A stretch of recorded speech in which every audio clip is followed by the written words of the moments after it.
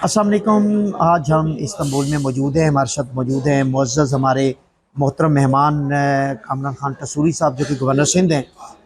ये इस्तांबुल तशरीफ़ लाते रहते हैं और हमें इनकी सोबत का मौका मिलता रहता है। तो मैं ज़ाती तौर पर इनकी पर्सनैलिटी से भी बहुत मुतासर हूँ, क्योंकि असल वजह इनके नीट एंड क्लीन होना है, और जिसकी वजह से मैं इन शख्सी तौर पर पसंद करता हूँ।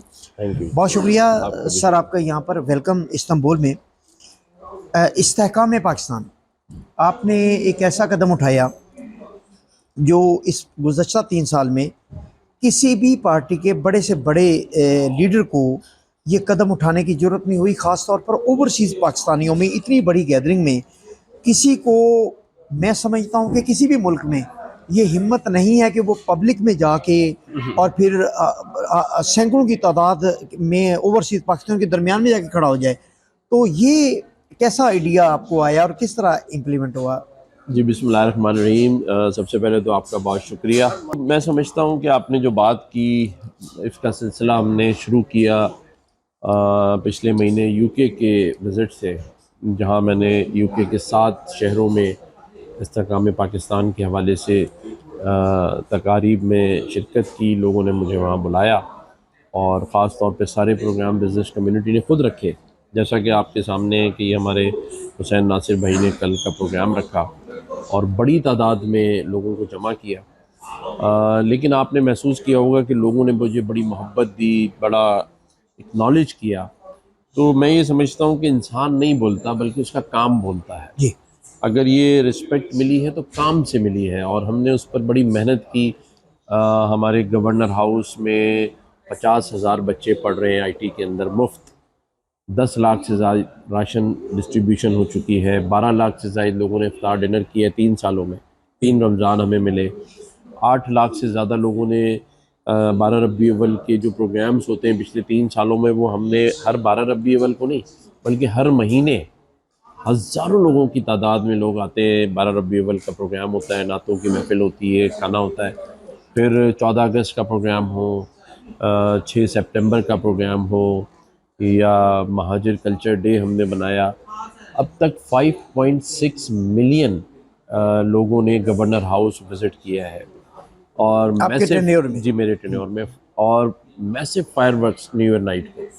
तो ये सारी वो चीज़ें हैं जिसके लिए आवाम के लिए दरवाजे गवर्नर हाउस के खुले हुए हैं, ठीक है। और एक उम्मीद की घंटी लगाई हुई है जिसमें रोज़ाना साइलिन आते हैं अपनी मुश्किलात लेके, परेशानियां लेके, और हमारी टीम उनको 24 घंटे इंटरटेन करती है। 24 घंटे दरवाज़ा बंद नहीं होता। बंद नहीं होने देते। तो ये वो सारी वजूहात हैं जिसकी वजह से जो ओवरसीज़ पाकिस्तानीज़ हैं, वो क्योंकि सोशल मीडिया आजकल आप दुनिया में सब एक दूसरे से कनेक्टेड हैं और वो देखते रहते हैं। तो मुझे बड़ी खुशी हुई कि मैं जब दोपहर में एक जगह लंच कर रहा था तो वहाँ मुझे कुछ पाकिस्तानी मिले। उन्होंने सेल्फियाँ बनाई और उन्होंने कहा कि रात को आपका प्रोग्राम है और हम उसमें आ रहे हैं। स्टूडेंट थे यहाँ पर स्टूडेंट्स। यूनिवर्सिटीज़ के। तो मैं समझता हूँ कि ये उन कामों की वजह अल्लाह ताला ने बनाई है, जिसमें आपने देखा कि पूरी पाकिस्तानी कम्युनिटी ने सेल्फियाँ बनाई, बातचीत की, मुस्बत बातचीत हुई, पाकिस्तान के हक़ में नारे लगे, आर्मी चीफ़ के हक़ में लोगों ने नारे लगाए। तो ये उन्हीं कामों का समर है जो हमने किया। लेकिन मैं समझता हूँ कि हर पाकिस्तानी की ख्वाहिश यही है कि पाकिस्तान में इस्तेहकाम हो।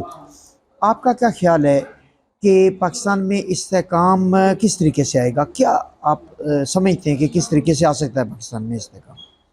देखिए, पाकिस्तान में इस्तेहकाम लाने का बड़ा सीधा सा रास्ता है। मैं हमेशा कहता हूँ कि सियासत सब अपनी अपनी करें, सब सियासी मंशूर भी पेश करें, लेकिन जब इशू या इश्यूज़ पाकिस्तान से रिलेटेड हैं, जिसमें पाकिस्तान का वक़ार, पाकिस्तान की सालमियत, पाकिस्तान की सरहदें, या पाकिस्तान में दहशतगर्दी हो रही है, पाकिस्तान के माशी मसाइल और पाकिस्तान के माशी निज़ाम को बेहतर बनाना हो, उसमें तमाम जो स्टेक होल्डर्स हैं उनको एक पेज पे हो। वो हम ये वाला कॉन्सेप्ट रखें कि रियासत सबकी है और रियासत माँ है। माँ है, ठीक। अगर हमने रियासत के साथ ज़्यादती करनी है तो ऐसा ही है कि हम अपनी माँ के साथ कोई ऐसी बात कर रहे हैं। अगर रियासत ने हमें सब कुछ दिया है और हम कौमी इश्यूज़ को, जो कौमी सलामती के इश्यूज़ हैं, कौमी इश्यूज़ हैं, पाकिस्तान की सलामती के इश्यूज़ हैं, उस पर हमें सियासत नहीं करनी। उस पर हम सबको एक पेज पर होना चाहिए और हम एक पेज पर ही रहकर पाकिस्तान के वक़ार को बुलंद कर सकते हैं, न कि पाकिस्तान अपने माशी और माशरती मसाइल से गुज़र रहा हो और उसके रास्ते में हम ही रोड़े अटका रहे हों, तो फिर दुश्मन की ज़रूरत तो नहीं है। ठीक है।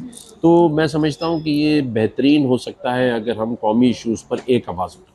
ठीक है। ठीक है, तो आप समझते हैं कि इस वक्त पाकिस्तानी कौम जो है वो इस हुकूमत में ख़ास तौर पर, क्या वो हुकूमत की साथ इस इस्तेहकाम के लिए शाना बशाना खड़ी है? और क्या इन हालात जो, जैसा कि हमारा अज़ली दुश्मन जो भारत जो है वो इस वक्त हमें ललकार रहा है, तो क्या कौम और तमाम लीडरशिप का एक होना ज़रूरी नहीं है? देखिए, मैं एक बात बड़ी अच्छी तरह जानता हूँ कि सियासी जमातें अलहदा नज़रियात की हो सकती हैं, सियासी मंशूर अलहदा हो सकते हैं, लेकिन ये जो कौम है, मैं समझता हूँ ये मुल्क कलमे के नाम पर हासिल किया गया और कलमे हक़ पर ये एक है। और पाकिस्तान की सालमियत की बात आएगी और ख़ास तौर पे भारत से, तो ये पूरी कौम, इंडिया पाकिस्तान मैच में आपने जो माहौल देखा होता है जी। कि ये एक जज्बाती बात है और मैं समझता हूँ कि पूरी कौम अफ़वाज पाकिस्तान के साथ शाना बशाना और उसके आगे ही खड़ी होगी, क्योंकि जो इशू अभी डेवलप हो रहा है इंडिया के साथ, वो भी कौमी इशू है। आज किसी एक सियासी पार्टी के हक़ में नहीं है, ना खिलाफ है और ना ही किसी एक सूबे के लिए है, तो पूरे पाकिस्तान की सालमियत की बात है। जी। तो मैं समझता हूँ कि इस पर सभी एक पेज पर हैं भी और होना भी चाहिए। गवर्नर साहब, असल इशू ये है कि इस्तेहकाम के लिए जो पब्लिक है उनके सेंटिमेंट्स बहुत ज़रूरी हैं। किसी भी मुल्क की जो आवाम है वो अगर अपनी रियासत के साथ खड़ी है और वो अपनी रियासत के शाना बशाना हर मौके पर खड़ी है, तो रियासत मजबूत है। रियासत में और पब्लिक में एक गैप है। अगर आप तस्लीम करेंगे कि ये गैप है, तो ये गैप की बुनियादी वजह क्या है? और अगर ये गैप की बुनियादी वजह कोई मालूम है, तो इस गैप को कैसे फ़िल किया जा सकता है? ये जो इस वक्त आम पब्लिक और रियासत के दरमियान में एक खलासा नज़र आ रहा है पाकिस्तान में। देखिए, पाकिस्तान और पाकिस्तान की रियासत, इसने पब्लिक को और एक जो ऐसी मैं कह सकता हूँ कि निज़ाम को चलाने वाले जो सिस्टम के लोग थे, उनको इतना रिलीफ दिया। मिसाल के तौर पर दुनिया में कहीं भी इतना मीडिया आज़ाद नहीं था। 40-50 चैनल एक साथ आ गए, हम पीटीवी के दौर से निकल के सीधा सबके हाथ में फ्री हैंड चला गया। जी, मुशर्रफ दौर ने, ये मुशर्रफ ने ये काम उसके बाद सोशल मीडिया पर कोई पाबंदी नहीं थी, कोई कंट्रोल नहीं था और वो सोशल मीडिया भी पूरा खुला पड़ा रहा हमारे यहाँ।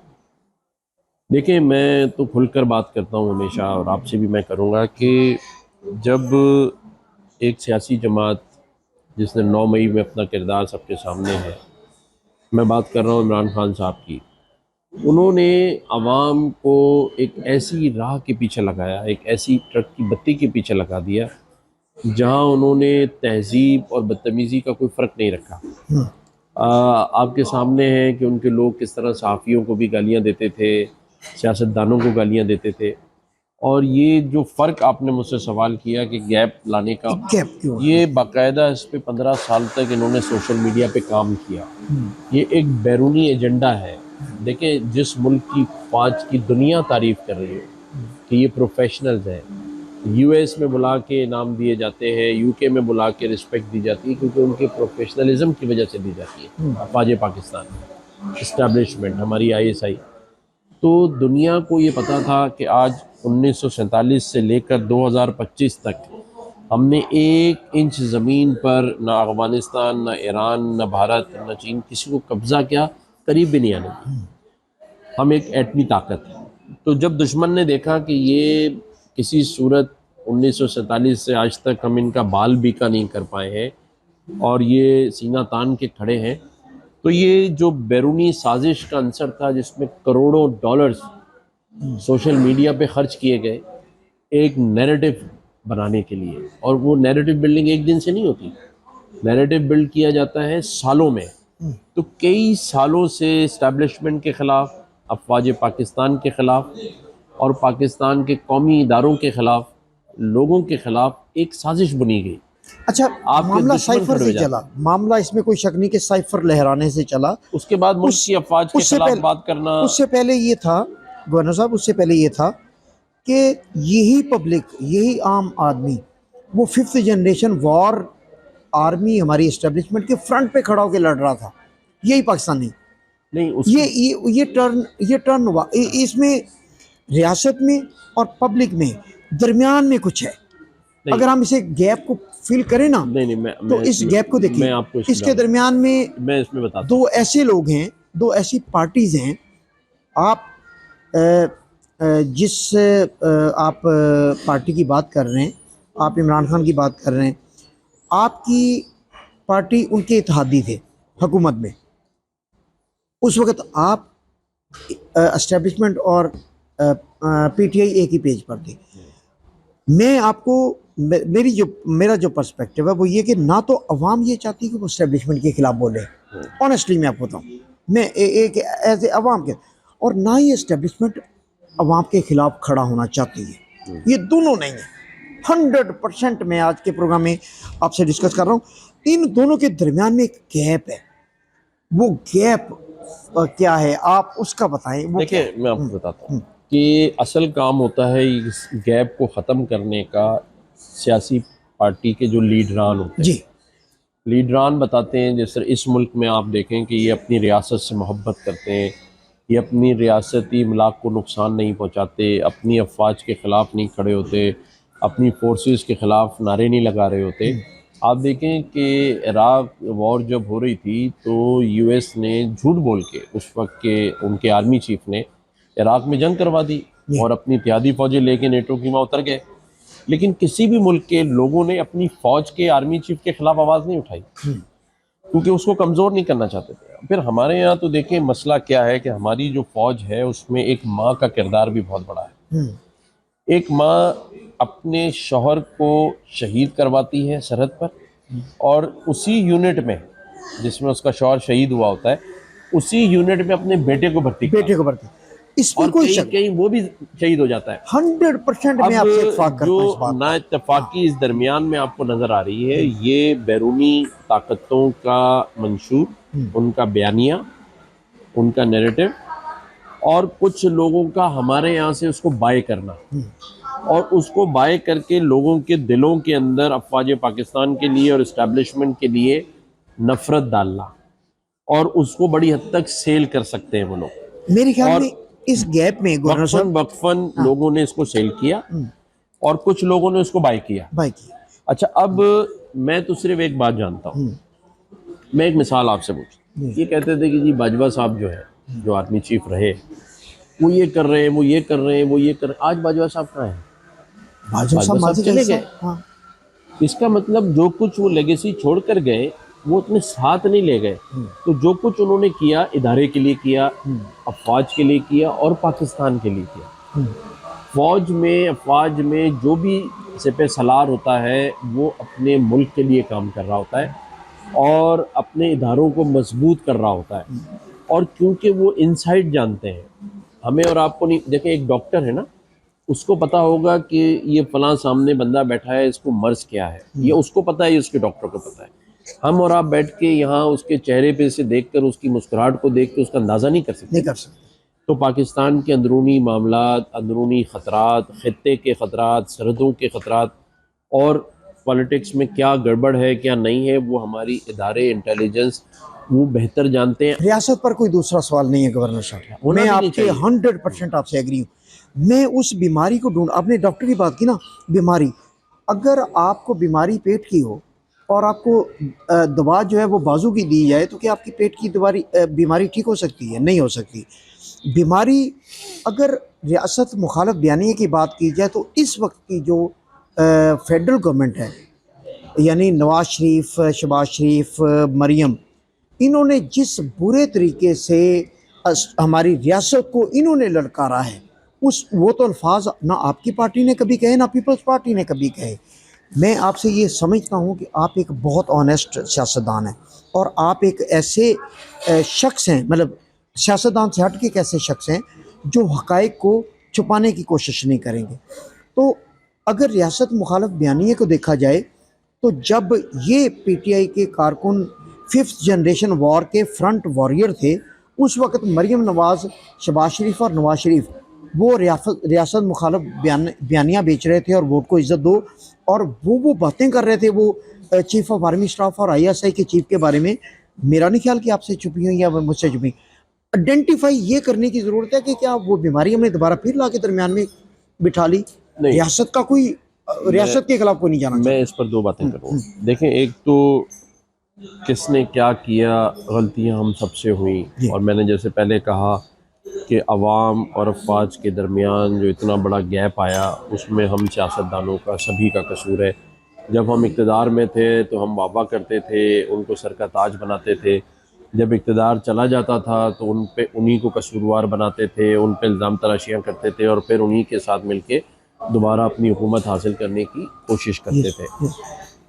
मैं बात करूँगा आज के इस टाइम की, जहाँ माजी से निकलकर आज हम जिस हाल में खड़े हैं, वहाँ एक आर्मी चीफ जो कि हाफिज़ कुरान है और जिसने ये तहिया कर रखा है कि मैं सरहदों की हिफाजत के साथ साथ माशी हिफाजत भी करूँगा, इस मुल्क को पैरों पे खड़ा करूँगा, और इस मुल्क को पैरों पे खड़ा करने के लिए वो उसी तरह से कोशा है जिस तरह मैं और आप एक सच्चा पाकिस्तानी काम कर सकता है।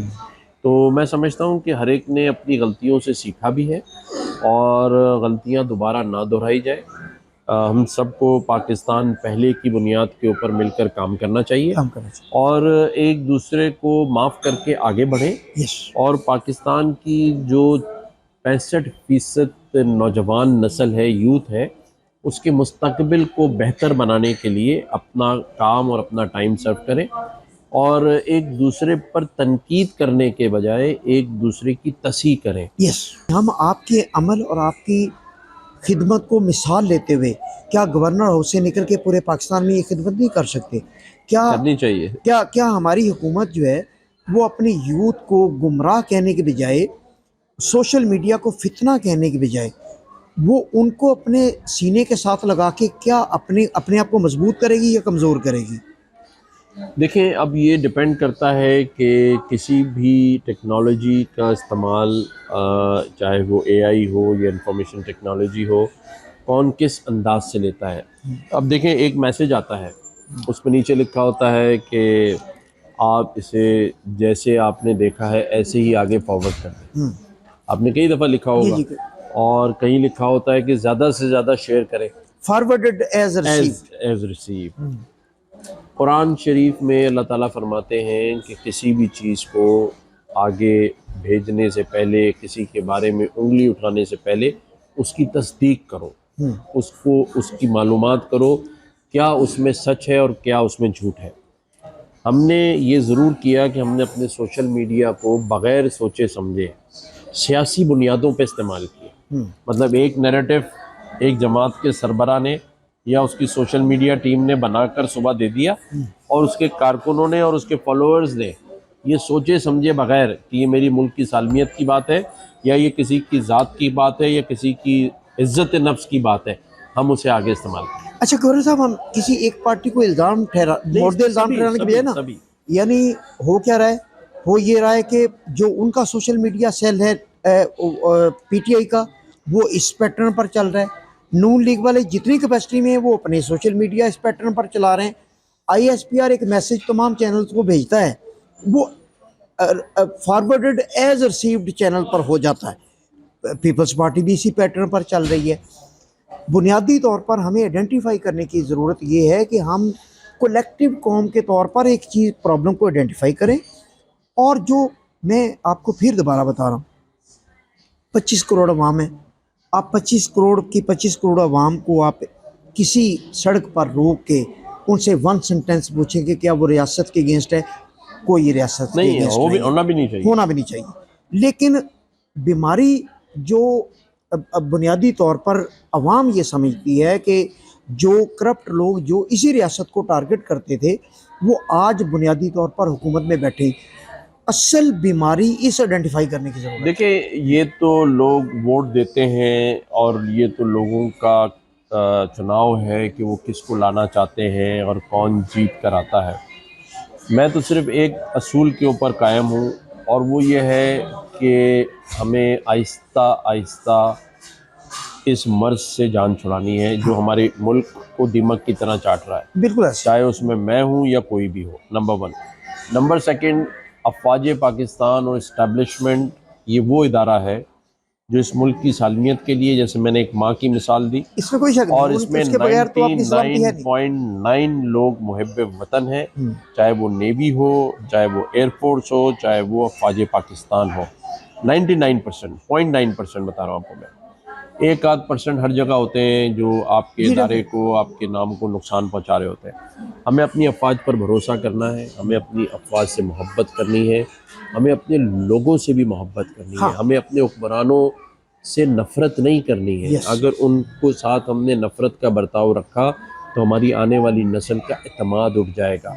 हमें अपने लीडरान के बारे में गलत फहमी का शिकार नहीं होना है। जो गलत है उसको गलत पे साबित करना है। जी। हमने इल्ज़ामात की बुनियाद पर, ख़यालात की बुनियाद पर, शक की बुनियाद पर किसी को कैफ़रे किरदार तक नहीं पहुँचाना। ठीक। सबको सामने रखना है, आवाम को अपने वोट का हक़ राय दही इस्तेमाल करना है और इंशाअल्लाह ताला मैं इस बात को मानता हूँ कि ये मुल्क कलमे की बुनियाद पर ला इलाहा इल्लल्लाह मुहम्मद रसूलुल्लाह के नाम पर मिला है। 27वीं रमज़ानुल मुबारक को मिला है। इंशाअल्लाह ताला जो आपकी ख्वाहिशात हैं, जो हमारी ख्वाहिशात हैं, ये आहिस्ता आहिस्ता सारे बादल छट जाएंगे। आहिस्ता आहिस्ता वो लोग जो इस मुल्क को नुकसान पहुँचा रहे हैं वो दूर हो जाएंगे और एक दिन आएगा इंशाअल्लाह ताला एक ऐसी रियासत जिसका ख्वाब अल्लामा इकबाल ने देखा, जिसकी बुनियाद कायद आज़म मोहम्मद अली जिन्ना ने डाली और जिसको कायद आज़म मोहम्मद अली जिन्ना के फरमान और अल्लामा इकबाल के ख्वाब के मुताबिक चलाने की जो ख्वाहिश आपके और मेरे दिल में है, इंशाअल्लाह ताला आने वाली नस्ल उसी ख्वाहिश के मुताबिक चलेगी और ये जो करप्ट है या जो भी इस टाइप के लोग हैं वो दुनिया में भी एक्सपोज होंगे और आखिरत में भी उनका अंजाम अच्छा नहीं होगा। मैं आपने इलेक्शन की बात की, ऑनेस्ट ओपिनियन आपकी, क्या ये फेयर इलेक्शन था? देखिए, मैं ऑनेस्ट बात आपसे करूँगा कि मैं वफाक का नुमाइंदा हूँ और बहैसियत गवर्नर सिंध इलेक्शन मैंने नहीं कराई। इलेक्शन के लिए एक केयर टेकर सेटअप बनाया गया। नहीं, वो मुझे पता है। नहीं, मैं उसी पर आप उसकी रिस्पॉन्सिबल नहीं, रिस्पॉन्सिबल नहीं और मैं उसका हिस्सा नहीं हूँ और मेरे सामने नहीं हुआ। बहुत सारे लोग बातें कर रहे हैं इसके ऊपर और बहुत सारी बातें आपने भी सुनी है, मैंने भी सुनी है। कोई फॉर्म 47 कहता है, कोई फॉर्म 45 कहता है, लेकिन मकसद ये है कि एक इलेक्शन का हिस्सा सब बने और सारे आज तक उसका हिस्सा हैं। मिसाल के तौर पर पार्लियामेंट के अंदर PTI भी मौजूद है, मौलाना फजल रहमान भी मौजूद है, MQM भी मौजूद है, नून लीग भी मौजूद है और पीपल्स पार्टी भी मौजूद है। ठीक। तो अगर एक इलेक्शन ऐसा जिस पर किसी को एतराज़ था तो फिर उसको उसका हिस्सा नहीं होना चाहिए। लेकिन अगर अपने अपने हिस्से का हिस्सा मिल जाए तो हम पार्लियामेंट में हैं और अगर हमारा हिस्सा नहीं मिला तो पार्लियामेंट में नहीं, ये गलत बात है। अच्छा गौर साहब, इस पर डिबेट है, मखसूस नशितों वाला मामला अभी तक पेंडिंग है, लेकिन हम इससे आगे चलते हैं। हम आगे ये चलते हैं कि हम क्योंकि बात कर रहे हैं इस्तेहकाम पाकिस्तान की, क्या आप ये समझते हैं कि शहबाज शरीफ या असफ अली जरदारी या नवाज शरीफ, क्या वो ओवरसीज पाकिस्तानियों को कहें कि आप इन्वेस्टमेंट पाकिस्तान में करें, उनके कहने पर, जबकि उनकी अपनी सारी इन्वेस्टमेंट बाहर हो और उनकी औलादें भी बाहर हों, क्या ओवरसीज़ पाकिस्तानी उनकी बात मान के इन्वेस्टमेंट करने को तैयार हो जाएंगे? देखिए, दो बातें। एक तो ये है कि आसिफ अली जरदारी साहब सदर ममलिकत हैं पाकिस्तान के, जी जी, और मियाँ मोहम्मद शहबाज शरीफ साहब वज़ीर आज़म पाकिस्तान है। वो इन्वेस्टमेंट अपने लिए तो मांग नहीं रहे, ठीक है। कोई ये तो नहीं कह रहा कि आप आके PM हाउस में इन्वेस्टमेंट करें और ना वो कह रहे हैं कि आप मेरे सदर ममलिकत के प्रेसिडेंसी में इन्वेस्टमेंट करें। इन्वेस्टमेंट की बात हो रही है पाकिस्तान के लिए। पाकिस्तान जितना आसिफ अली जरदारी साहब का है उतना ही मेरा और आपका और यहाँ रहने वाले ओवरसीज़ पाकिस्तानी का है। जो भी पाकिस्तान से ताल्लुक़ रखता है उस पर पाकिस्तान का उतना ही हक़ है इतना गवर्नर सिंध का है जितना प्राइम मिनिस्टर पाकिस्तान का है। गवर्नर सिंध ने छोटे से गवर्नर उसमें साबित किया और पूरी दुनिया में मैसेज किया कि गवर्नर सिंध कामरान खान टसूरी जो है वो नीट एंड क्लीन है। तो लोगों के दिलों के दरवाजे आपके लिए खुल गए। अल्हम्दुलिल्लाह। अब आप क्या समझते हैं कि इन सियासी लीडरों के जिनका आप जिक्र कर रहे हैं कि वो प्रेसिडेंट भी है, वो वज़ीर आज़म भी है, वज़ीर आला भी है, आपकी तरह ओवरसीज़ पाकिस्तानियों के दरवाजे खुल सकते हैं? लेकिन करना चाहिए सबको, और मैं समझता हूँ कि जो नहीं जो नहीं, पहले कुरान पहले है, आपने साबित किया है। नहीं मैंने तो पहले वो एज देखिए ए ये तो गवर्नर सभी सिंध ने का हाँ, फ़र्ज़ है कि वो इस माशी बहरान और इस माशरती मसाइल में अपने बंद जो मेंशंस हैं, जो हाउसेस हैं, उनसे बाहर निकलें और आवाम की खिदमत का जज्बा लेकर आगे बढ़े। और कोई भी हो वो बिला तफरीक, चाहे मेरी पार्टी का हो या किसी और पार्टी का हो, इस वक्त तो सबको अपने लिए एक खादिम का लफ्ज़ आगे लगाकर, हाकिम के बजाय खादिम का लफ्ज़ लगाकर लोगों के दरमियान रहे, आवाम के दरमियान रहे और उनके मसाइल को सुने और कोशिश करें कि उनको इस हद तक मुतमईन कर सकें कि क्योंकि बहुत सारे वसाइल नहीं हैं हमारे पास, लेकिन लोगों को मुतमईन करना, उनके दरमियान रहना, उनके खुशी गम में शरीक होना, यही हुक्मरानों का असल काम है। और मैं समझता हूँ कि जो नहीं कर रहे उन्हें करना चाहिए, और जो कर रहे हैं उनको अल्लाह ताला खुद ही इज़्ज़त दे रहा है। उनको खुद ही इज़्ज़त दे रहा है, उनको खुद ही इज़्ज़त दे रहा है, इसमें कोई शक नहीं। अच्छा, मुआशी इस्तेहकाम पाकिस्तान एक हमारा सबकी सोच और सबकी ख्वाहिश है और दुआ भी है। क्या सियासी अदम इस्तेहकाम के होते हुए जो इस वक्त पिछले 3 साल से चल रहा है, मुआशी इस्तेहकाम मुमकिन है? आपकी यानी आप क्वालिफाइड भी हैं, आप बहुत बड़े ओहदे पर हैं, आपने अपनी मईशत को भी बड़े खूबसूरत अंदाज से मैनेज किया हुआ है, खिदमत खलक भी कर रहे हैं। क्या सियासी इस्तेहकाम के बगैर मुआशी इस्तेहकाम मुमकिन है? देखिए, हम जिस माहौल में रह रहे हैं, जहाँ हम IMF के कर्ज़े तले दबे हुए हैं, सियासी अदम इस्तेहकाम भी है, माशी अदम इस्तेहकाम भी है, लेकिन जैसे मैंने कहा हमारे आर्मी चीफ ने SIFC की बुनियाद डाली, जिसमें वन विंडो ऑपरेशन है। लोग आर्मी की प्रोजेक्ट्स के ऊपर बहुत भरोसा करते हैं पाकिस्तान में, इसलिए उन्होंने एक हाजिर सर्विस जनरल को उसका चीफ चेयरमैन बनाया हुआ है। लेकिन पाकिस्तान पिछले 77 सालों से चल ही रहा है अल्हम्दुलिल्लाह, और इस मुल्क ने आपको और हमें बहुत कुछ दिया है। आज जिसके पास मोटरसाइकिल थी उसके पास मोटर बाइक है, जिसके पास मोटर बाइक थी उसके पास गाड़ी है।